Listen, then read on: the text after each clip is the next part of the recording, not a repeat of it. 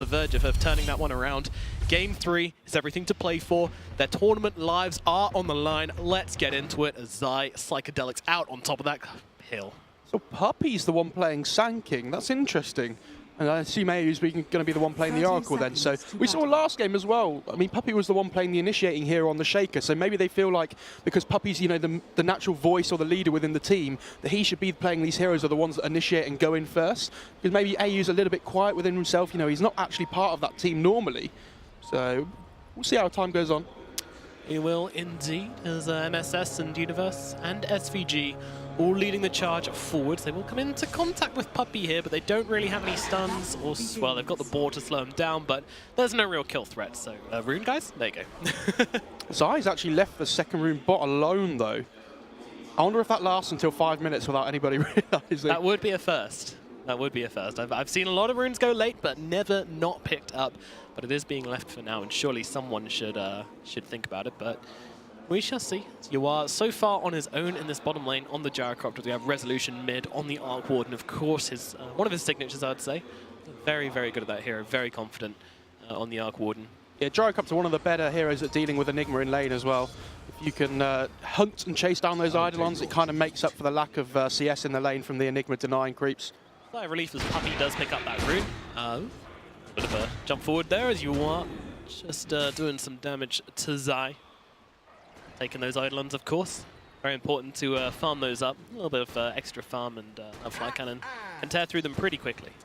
I'm going to be interested to see how SVG does on this Beastmaster as well. We saw a support Beastmaster from VP, I think, in the group stages as well that we cast. Didn't really do a huge amount. Yeah, no, I'm in agreement there, and it's going to be Sanking 5 on the other side, I think. Do you reckon Puppy's going to play the 4?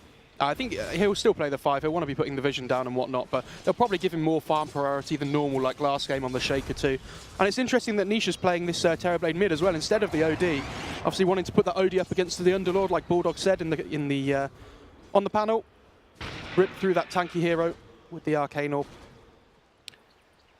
Puppy making his way towards the middle lane, but is scouted by that boar, so turns his way right back around again. Yeah, Secret do a good job of playing Zai on these heroes that don't really need too much help in lane. Kind of allows Puppy and the other AU in this game on the other support to kind of roam around the map more freely. Enigma doesn't really want any help in his lane. Would like just like that solo XP, just control the wave up. And mid one, of course, on this safe lane OD. Yeah, Universe. Currently on his third CS, compared to the OD 7 and 1. Yeah, I mean, this Underlord has such high base damage though compared to the OD, especially with the Quelling Blade that SGM has. Not easy for the OD early on. Yeah, let's see. Underlord, he's catching up a little bit now. It's just waves coming out of tower and such. Meanwhile, on the bottom lane, Puppy farming the enemy jungle. Oh, the courier. And the courier. Oh no, Puppy actually, man, it just walks through the sandstorm and he gets the right click off. It did, but I think the neutral might have hit it first. So that it allowed Puppy to get the second one after, because obviously the neutrals lost aggro onto the Sanking because he went invisible. So they hit the courier instead. That is what? That's why I don't think Puppy got credited for the kill. I don't know, hard to say. Either way, they are now down at Curry on the side of Forward Gaming. This is going to hurt Resolution a lot because this is a hero which likes his Wraith Bands. He likes to get that regen coming out to him when he needs it, and we know that Nisha's going to step up the pressure now that he knows that there's no courier available. Well, that's by SVG. Sees Puppy. Get the double balls going. The twins will chase down Puppy and just keep on slowing him. It's really important when you play against Enigma that you try to get these pulls off. You know, sort out the lane equilibrium, try and pull it back towards your tower instead of to his. So Puppy trying to stop this pull from going on, but Beastmaster doing a lot more damage. Makes it very difficult. Certainly does as he goes for the pulls here, but MSS just going to blast it with a wave. The old Underlord Kotl lane. This used to be a thing a while ago, didn't it?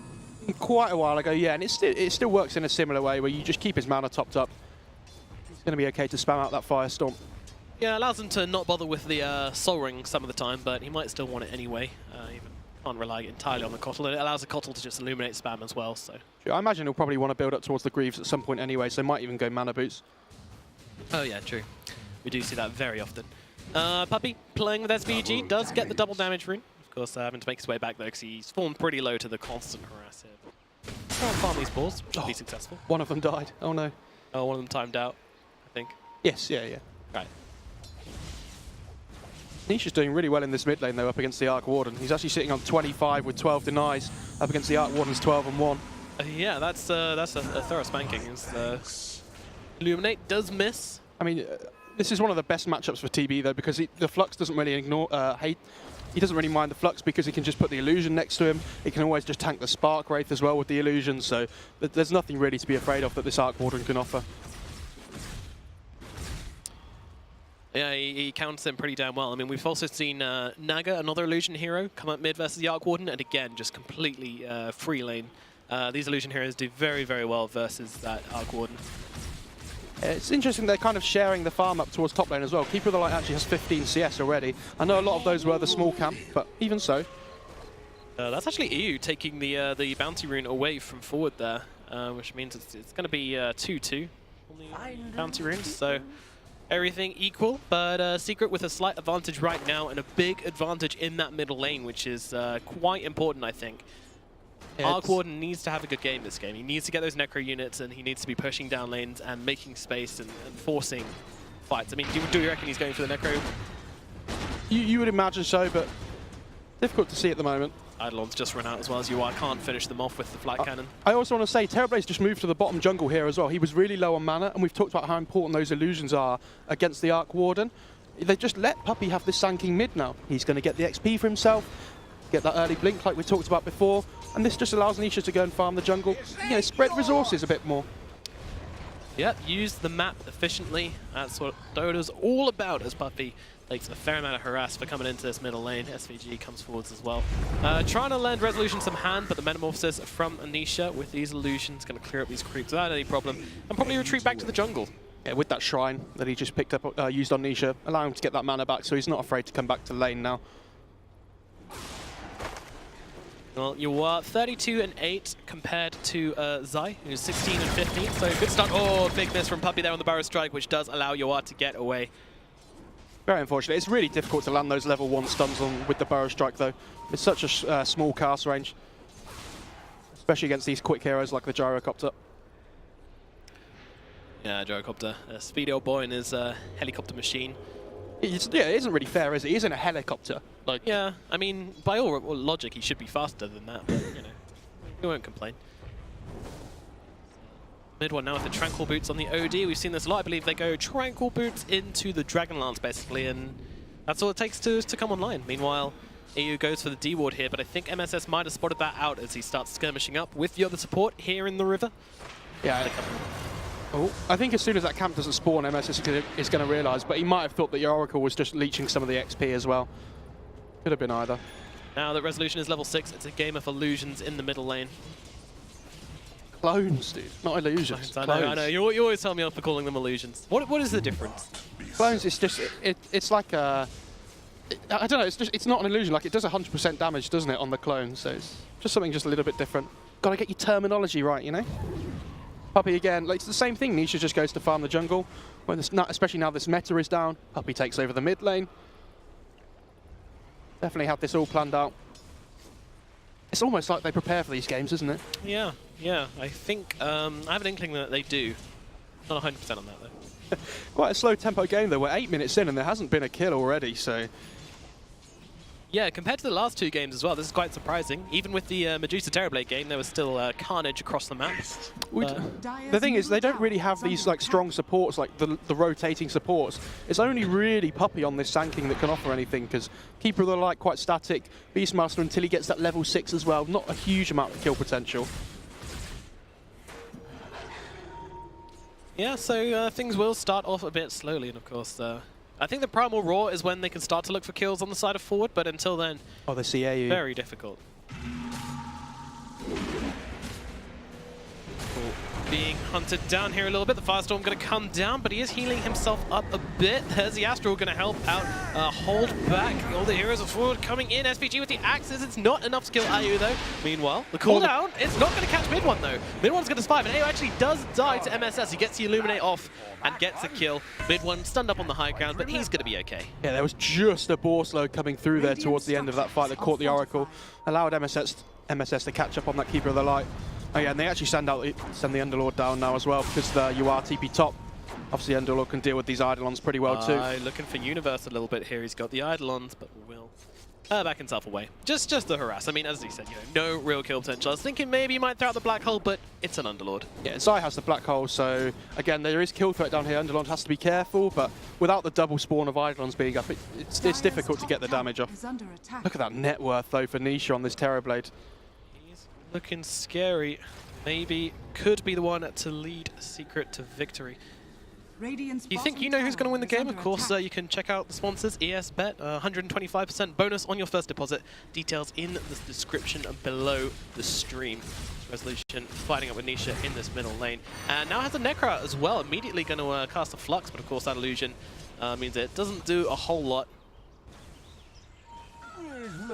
Might look for something down here. They're all lurking, coming in. 3 of them coming in. Maladin user even using the Fortify to keep the creeps alive, and the damage from mid one just seems to be more than enough to tear through Universe's defenses. He's dead in the trees, and Secret will find a kill in this bottom lane. 1-1 sets the scoreline at 10 minutes in. Meanwhile, top, that might change as EUs could be in trouble. He tries to purge himself, but it doesn't help as Yuar will run down the Oracle. They do get the return kill, which is really good for forward, but again, losing your Underlord in the bot lane means you're going to lose your tower as well. I always like seeing these teams play around the catapult timing as well. Trying to come to lanes, force kills, and then being able to get objectives afterwards. It seems like both teams are, as Puppey tries to rotate in for the Burrow Strike onto Resolution. Doesn't quite pay off, and again. He's trying to use a Flux on Rezo and kill the illusion, which is doing a bit. It does feel underwhelming, but then again, what else can he actually do to harass Nisha in this middle lane? Rezo does have the Necro 1 though now as well, so it's going to be able to farm up a lot faster than before. Right. It doesn't really help versus the Terrorblade a whole lot though, does it? Not massively, no, but it helps his farm speed. It's kind of like a small... That's a Sandy's Eclipse used on Mr. Resolution here as he actually finds his kill. Mid one just rotates in and gets a kill on the mid laner. Who expects the safe lane OD to be rotating from the off lane to the mid lane at minute 11? Yeah, only mid one. Only mid one. As he picks up a very critical kill. Slowing down Resolution is a huge advantage for Team Secret this match. Yuar has actually maxed out Flat Cannon as well, which is interesting. Obviously very good against the Enigma in lane, but without that max rocket barrage, your kill threat isn't really the same as it would be normally. Yeah, I'm surprised as well, especially with the Beastmaster ultimate. You'd want to see those timings coming off where you can just go for the Raw, get them isolated, use that rocket barrage and get yourself a nice easy kill, but maybe make themselves a little bit weaker in terms of getting kills, but definitely faster in farming, which I guess is the aim of the game for this Gyrocopter. I mean, it's 12 minutes in, and Nisha has 3 Wraithbands, Treads, a Yasha, and 1,200 gold. He is way ahead on net worth already. I mean, during the EU qualifiers, I think he died an average of less than 2 times overall per game, which is crazy. So you give this guy this kind of start, imagine what he's going to be able to do come to the mid to late game.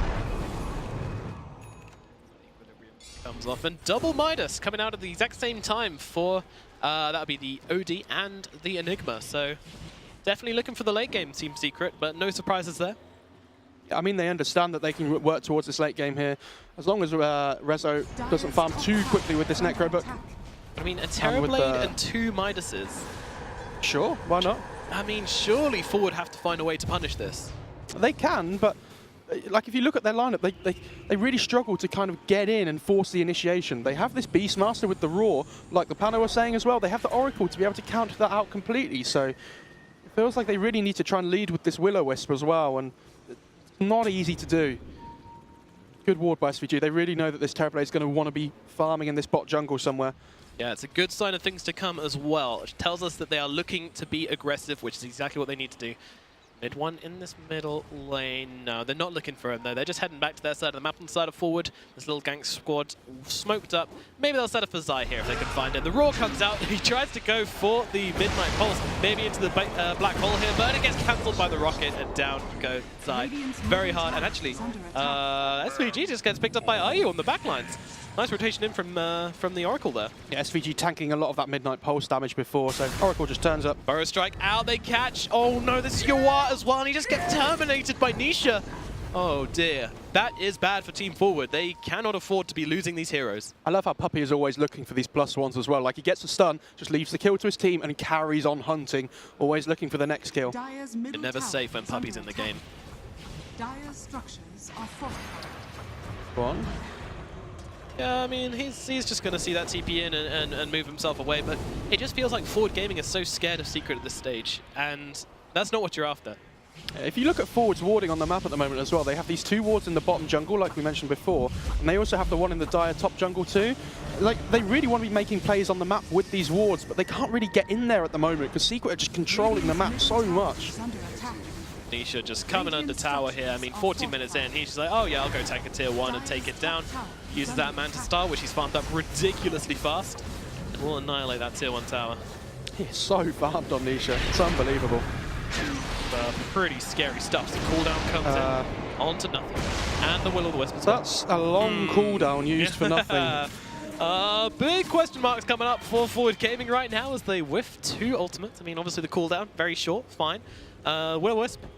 I think it's maybe you don't want to throw that one down so liberally. I think it's 120-second cooldown on that level 1 Will-o'-Wisp, so not having that available, like we talked before, they only have to worry about this Raw now, and they have ways to deal with that with the Oracle. Even the OD as well with the Imprison. Arrow strike out onto the Beast. Radiant's bottom tower is under attack. Just Puppey hanging around. This 5 Sanking. What's up? Well, I don't know. It kind of seems like the 5 Oracle. Ayu and Puppey have kind of been hanging around the bottom of the net worth together both games now on these second and third games. I mean, Puppey's the one controlling the map and warding and everything, but he's going to be the one that's getting the farm priority in the lanes. Like we saw, don't really mind giving your Oracle not too much farm. He's quite happy to just play around with whatever he gets. Puppey, Barrow Strike onto the high ground, finds SVG. Where's the follow-up? Well, it's coming in. Look at this combo. Doesn't quite work out, but SVG's going to die all the same. It didn't matter. They're just practicing it for later. It's very difficult to get that to work. I think the banish is too long for it to ever happen, but worth a go, all the same. Worth a try, yeah. What if they force? What if they're really far away?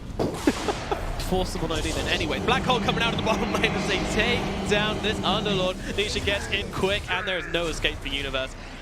Yeah, if anybody's questioning that decision for the Black Hole, don't, because it's really good just to use those Black Holes whenever you can. Just get a kill, put it on cooldown, and just go back to farming again, because Zai's doing well enough as it is anyway. Yeah, I mean, it depends on the game. There are games where you want to be looking for the bigger black holes. If you're looking to take the game in a quick pace, you know, in a nice fast game, you want to save it for the pushes, have that threat available. But Secret aren't interested in that. Those I could be in trouble here as Resolution turning around. SVG coming in as well. There's Enigma not looking too pretty as he is taken down. But no, the false promise comes in time. And now comes the Sanji's Clips, takes down Yuar and MSS, and SVG gets taken up by mid one as well. And now the stun is out onto Resolution. The Burrow Strike, he's taken down. There is no more Arc Warden. There's no more anything for Forward Gaming as they all get taken out across the map. Secret looking dominant in the early game in this third match. What an absolute play by Team Secret there. Zai TP's in, just tanks all the damage, and then AU says, don't worry, I've got you anyway. You won't lose anybody. And in that meantime, while Zai's tanking so much, Nisha's just finishing off MSS in the backline. They get UR as well with the OD. Everything's falling into Secret's laps at the moment. Yep, Forward Gaming struggling, but they always have the Arc Warden, and there's better heroes you can rely on, but at the same time, we've seen some remarkable stuff coming out from this hero. Yeah, but at the same time, like, when the Terrorblade builds up this MKB, yeah, it's nice to keep your buildings alive on Arc Warden, but eventually you're going to have to win the game, and Terrorblade's just going to rip through that magnetic field. Current gold. Currently have a OD sitting on 5k gold. Sweet. Okay. 5k gold in the bank at 18 minutes into the game. That's a lot of unspent money. I mean, he's got this Hex queued up, but I'd be very surprised if he didn't buy some kind of like mobility item. I don't know though. I mean, the Hex was extremely aggressive. You can just get in and Hex the Gyro before he can get his BKB off. I mean, he doesn't even have it yet, but... No. Oh my... He's actually just going for it. I mean, the thing is, you have this Hex, but you still need to get into the fight to use the Hex. That's why you normally see like a Force or a Blink first. Right. Wood smoked up, looking for something here. They might find Zai. The Hawk's going to give him away. SVG, though, doesn't want to overcommit to anything right now. They're being very, very cautious. And now the stun comes out onto low ground. Epicenter as well. MSS is in trouble. The Raw comes out onto the Sand King, but MSS cannot escape. And now mid-one rips through SVG. Yuar trying to get away, but what can he do? Mid-one just does too much damage, and I think he is going to die to this Astral. Puppey, well, saved by the false promise from the illusions of the Arc Warden, but again, you know, a slight hesitation from Forward means Secret just clean up that team fight once again. Again, Puppey, he's the one that commits, just goes in first. And it was the same as Zai last team fight. He's just standing behind him, just waiting patiently, saves the Sand King, gets out for free, and they pick up 3. 3 heroes for nothing. Nice to have that friend who's always going to be there for you. It seems like Team Secret is just skipping all the kind of bridge items here as well, as Terrorblade is just going straight for a butterfly. Mid one has this Hex finished on the OD as well. Who cares about Wraithbands and Bracers when you can just build these 6k items all at once? Yep. I mean, Arc Warden has money, but money doesn't win you games, especially when it's not nearly as much as its OD or this Terrorblade is carrying. They're going to need a lot to turn this game around. Money definitely wins you games, but unfortunately, like you say, more money on the other side. It just makes it impossible. Radiant's top tower has fallen.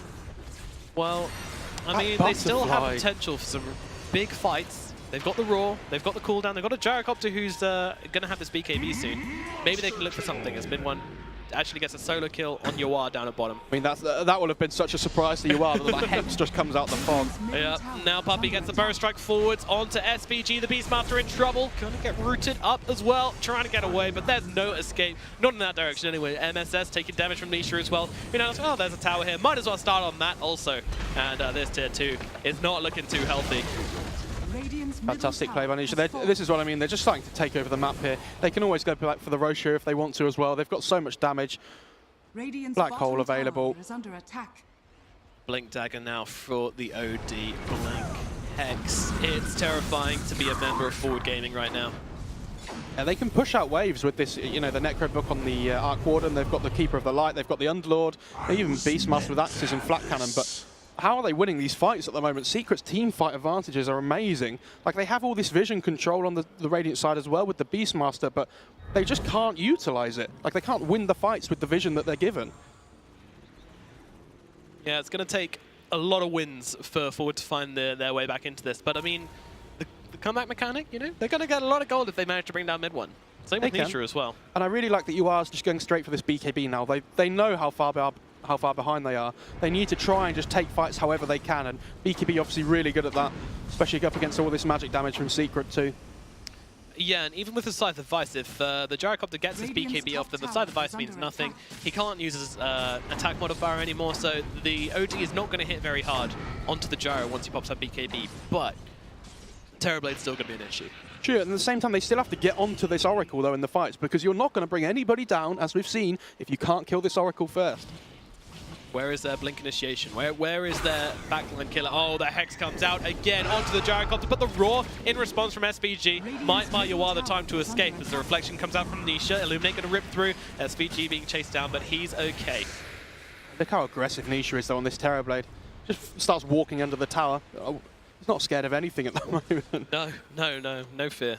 It feels like the best chance Forward have in this game now is that they need to try and play around this Will-O-Wisp more. We saw in the mid lane they just kind of wasted it before, but if you can get a good one off here, especially with Secret being greedy and not going for their own BKBs. Oh, Burrow Strike out, they've found themselves a coddle, and MSS will bite the dust, more specifically the Sandstorm. All right, there's definitely no Will-O-Wisp coming soon.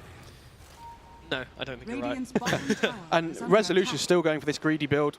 Not necessarily so greedy, it feels like that's how you have to play the hero, but Necro 1 into Midas, into Maelstrom. They just need to split the map up as much as they can at this point. Just try and avoid these 5-on-5 fights. Well, into the Roche pit for Secret. Oh, Burrow Strike comes out. SVG. That's not the Roche pit. Oh, dear me. They get the Roche and they're just getting kills at the same time. Like, Forward can't come anywhere near this. You see, you are in the bot lane trying to push out this as much as he can, and they know that they've got this Roche, so they just start TPing to the side lanes now, pushing those out again. Nisha with some. Meanwhile, Yawar goes down again to Mid-1. How many times is Mid-1 going to take down this Gyrocopter? Yeah, that's the Blink Hex. Sanity's Eclipse. Yep. Hello. How does Yawar tank that? Even if he has a BKB, he just gets initiated on straight away. And with the Hex, he can't even pop it. No way. Yawar really getting his eggs poached this game. Yeah, they're just grouping up towards the bot lane now. Going to try and take the next tower. Puppey has his Blink now as well on the Sand King, so he's been finding these initiations without it. Imagine what he's going to be able to do now. Well, he has the, yeah, I mean, as if they needed more initiation, right? Blink, Hex, Blink with the Epicenter and the Burrow Strike. It's a lot for Forward to deal with. Zai has a Blink on Enigma. There's just so much reach and jump from Secret at the moment. I mean, that said, you know, Blink... Is that it doesn't tank you up or anything. I don't think so. Oh, Guardy Lordy. Phoenicia. Yeah, that's going to be the full thing. Deary me. 18k gold advantage now for Team Secret. 3 kills only on the map for Forward. I mean, the Arc Warden, he's got some money, but, you know, Arc Wardens, they got to be ahead. You can play from head, like, but you farm so fast anyway. The problem is he doesn't really have too many places to farm at the moment on the Arc Warden. He's Right. trying to shove the lanes up with the Necrobook, but you see he's just stuck in base at the moment. There's not really anywhere Forward can go. They're all just huddled up, really not wanting to give any more kills away. Eventually you're just going to get starved out if you play like this. So, you're the captain of Forward. What do you do to keep your team happy? I think you smoke, run Okay. down mid, try and make something happen here. Smoker in-game? Yeah, yeah. There's these 2 BKBs coming out on the dire side as well now. Jeez. RP blinks up to the high ground, go for the, get the rune, but okay, didn't get the rune. Now Wilbur's gonna drag back the Sand King. They're still trying to go for this kill, they really want him, but the false promise comes out. They can't even kill Puppy, and now mid one pops that BKB. Hex is up, Yawar going for this fight, but the Raw does come out onto the OD, gonna hold him back for now. SVG could be the one in trouble, he is just gonna pop, and Forward, well, they're looking to get away. Mid one quite aggressively placed here. Zai comes in. He's got the black hole available. Gonna land it onto 2. Mid one here to follow up with the damage. Resolution trying to do something. Cannot manage to take anybody down. Universe getting beaten by mid one. And down goes Universe as well. Resolution is dead. And Blink forwards. Hex up. MSS. He's a pig. And make that bacon as he's dead as well. Yawar TP bottom for the bounty runes. I mean, what else can you do really in this situation? Please, I just want to farm my BKB. Please. Always wanted, and they call GG. That's it. What a dominant performance from Secret. I mean, that's so crazy to think we had such a competitive game too between these two sides. Went on for so long, then all of a sudden, Secret just turn up and they are ready. They show us what they are really capable of. Yep, and Resolution does leave early, which I think called the pause there. But no issue as, yeah, I mean, you wouldn't have thought Game 1 and 2 looked the way they did if you'd seen this, if this was the first game. Yeah, definitely. And the panel were talking about it. I mean, again, I feel like if you'd have gone for this rocket barrage build instead of the flat cannon build, maybe they could have had some more tempo